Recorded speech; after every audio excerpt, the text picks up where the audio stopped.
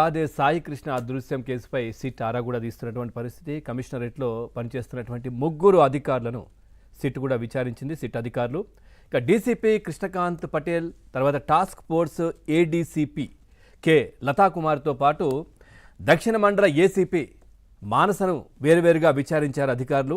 CI Nagaraju వ్యవహార శైలి కావచ్చు, సాయికృష్ణ వివరాలను సేకరించినటువంటి సిట్ పూర్తిగా సాయికృష్ణ వ్యవహారం ఏంటి, ఆయన వివరాలు ఏంటి, ఇవన్నీ కూడా సిట్ అధికారులు సేకరించారు. సాయికృష్ణపై నమోదైనటువంటి కేసు వివరాలను కూడా సిట్ అధికారులు తీసుకున్నారు.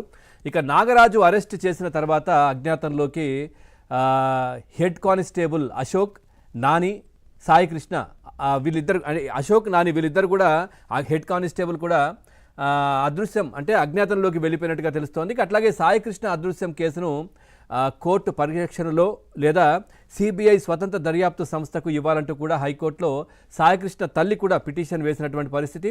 ఈ వ్యవహారంలో ఉన్నతాధికారుల పాత్ర ఉందని, వాస్తవాలను తొక్కిపెట్టేందుకు చూస్తున్నారంటూ కూడా పిటిషన్లో సాయికృష్ణ తల్లి దాంట్లో పేర్కొన్నటువంటి పరిస్థితి. ఇక సాయికృష్ణ మృతిపై సమగ్ర నివేదిక ఇవ్వాలని ఎన్హెచ్ఆర్సీ నోటీసులు కూడా ఇవ్వడం జరిగింది. వారం రోజుల్లోగా చర్యలు తీసుకోవాలి, ఈ నివేదిక కూడా సమర్పించాలి, ఏం చర్యలు తీసుకున్నారు ఏంటి ఇవన్నీ కూడా సమర్పించాలంటూ కూడా దాంట్లో నివేదిక ఇవ్వాలంటూ కూడా ఎన్హెచ్ఆర్సీ కూడా కోరినటువంటి పరిస్థితి.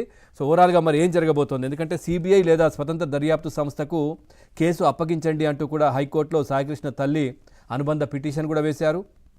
తర్వాత సాయికృష్ణ అదృశ్యం కేసులో సిట్ విచారణ కూడా ముమ్మరంగా జరుగుతున్నటువంటి పరిస్థితులు. మరి ఏం జరగబోతోంది ఇది, ఈ అంశానికి సంబంధించి మనం చర్చలోకి వెళ్దాం. చర్చలో పాల్గొంటున్నారు టీడీపీ పార్టీ నుంచి మేడ విజయ్ శేఖర్ రెడ్డి గారు.